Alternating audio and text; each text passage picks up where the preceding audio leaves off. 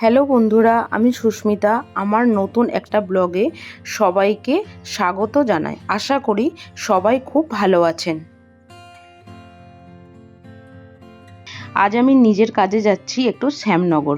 অনেকেই জানেন সেখানে একটি মন্দির আছে। আমার বাড়ি যেহেতু ভদ্রেশ্বর, সেহেতু আমাকে তেলিনীপাড়া ঘাট দিয়ে যেতে হয় শ্যামনগর।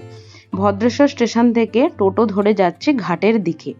তো ঘাটে পৌঁছে গেছি, এবার যাচ্ছি টিকিট কাটতে। টিকিট মূল্য হচ্ছে এখানের ঘাটের হচ্ছে 7 টাকা। টিকিট কাটার পরে লঞ্চের দিকে এগিয়ে যেতে দেখি গঙ্গায় কিন্তু প্রচুর পরিমাণে জল। দেখে কিন্তু সত্যি কথা ভয়ও লাগে, কিন্তু কাজ থাকলে সেখানে তো যেতেই হবে, কিছু করার নেই। তো সেই মনে ভয় নিয়ে এবং কাজের তাড়নায় এগিয়ে যাচ্ছি হচ্ছে লঞ্চের দিকে। যত এগোচ্ছি একটু মেঘ ও একটু রোদে গঙ্গাটা এত অপরূপ দেখতে লাগছে, যা কিন্তু সত্যি বলার নয়। মানে অল্প অল্প কিন্তু ঝিরিঝিরি ঝিরিঝিরি কিন্তু বৃষ্টিও পড়ছে। সেটা হয়তো এখানে ক্যামেরায় ধরা পড়েনি, কিন্তু খুব ঝিরিঝিরি ঝিরিঝিরি কিন্তু বৃষ্টিও পড়ছে। আর চারিদিকটা রোদে এত ভীষণ ভালো লাগছে, যা কিন্তু বলারই নয়। এরপর লঞ্চের দিকে এগিয়ে যাচ্ছি। আগের লঞ্চটা এসে দাঁড়িয়ে আছে। এখানে হয়তো একটা টাইম মতন লঞ্চ কিন্তু ছাড়ে। আমার ঠিক টাইমটা জানা নেই। কখনো কখনো শুনেছি 15 মিনিট, কখনো কখনো শুনেছি 10 মিনিট।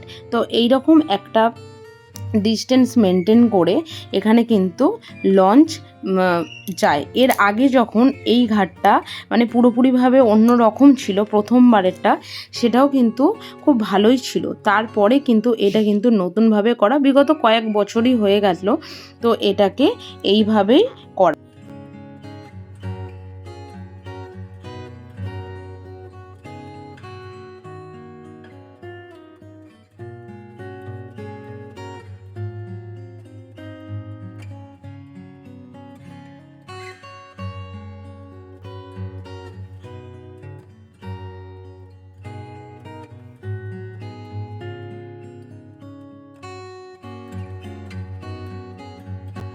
এরপর আমি লঞ্চে উঠে পড়েছি। লঞ্চটা কিন্তু দুপুরবেলার টাইম সেহেতু কিন্তু বেশ ফাঁকাই ছিল, খুব একটা ভিড় কিন্তু ছিল না। এরপর লঞ্চটা ছেড়ে দেওয়ার পরে গঙ্গায় কিন্তু আরও ছোট ছোট মানে ছোট ছোট আরও কিন্তু এই নৌকাগুলো কিন্তু যায়।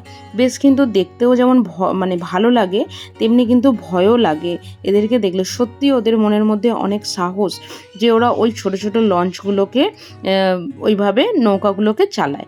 তো ওদিক থেকে ফিরছে হচ্ছে লঞ্চ, যেটা তেলিনীপাড়া ঘাট যাচ্ছে শ্যামনগর থেকে। ওই যে দূরে দেখতে পাচ্ছেন, ওটা হচ্ছে কিন্তু মন্দির।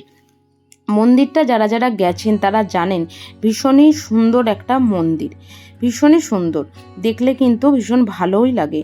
কিন্তু একটাই ব্যাপার যে মন্দিরের যে গেট মানে মন্দিরের যে ঠাকুর, সেটার কিন্তু ছবি বা কোনো রকম কোনো ভিডিও ওরা করতে দেয় না। ওখানে কিন্তু খুব পরিষ্কারভাবে লেখাই আছে যে মন্দিরের ছবি বা ভিডিও করা কিন্তু নিষিদ্ধ।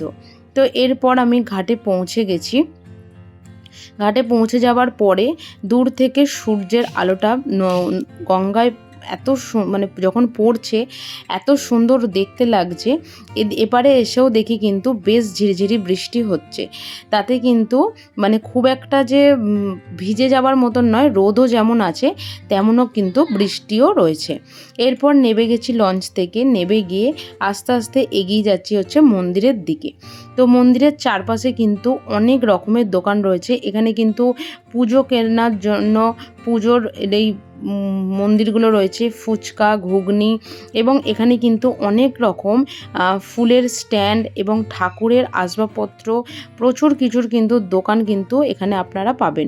এবং এখানে কিন্তু রয়েছে হচ্ছে বিভিন্ন রকমের ব্যাগ, কাপ, বিভিন্ন রকমের ঠাকুরের দোলনা, খেলনা, প্রচুর রকমের কিছু এখানে কিন্তু দোকান রয়েছে। এই যে রাস্তাটা আপনারা দেখছেন, ঘাট থেকে এসেই প্রথম বাঁদিকের গলিটাই হচ্ছে মন্দিরে যাবার গলি। তো ওই যে দূরে একটা দরজা দেখা যাচ্ছে দেখুন, ওটাই হচ্ছে কিন্তু মন্দিরের দরজা। যেহেতু ওখানে পুরোহিত মশাই বসেছিলেন এবং অনেকটা আগে থেকেই ভিডিওটা বন্ধ করে দিতে হয়েছিল। তো যদি কোনো দিনও সুযোগ পাই এবং যদি কোনো দিনও সেরকম যাই বা কিছু, তো পারলে আমি ভিডিও মন্দিরের আমি কিন্তু করে দেব। তো এই হচ্ছে মন্দিরটা।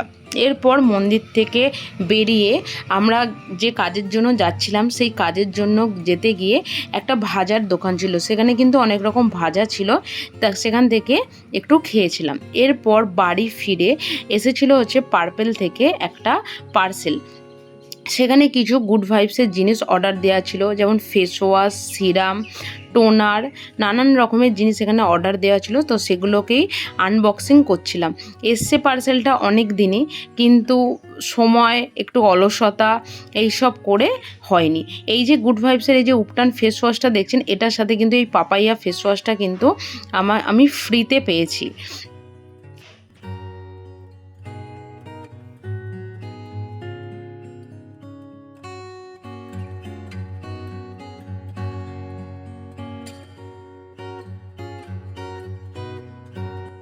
এরপর সন্ধেবেলায় ছিল এক স্টুডেন্টের বাড়িতে হচ্ছে নেমন্তন্ন।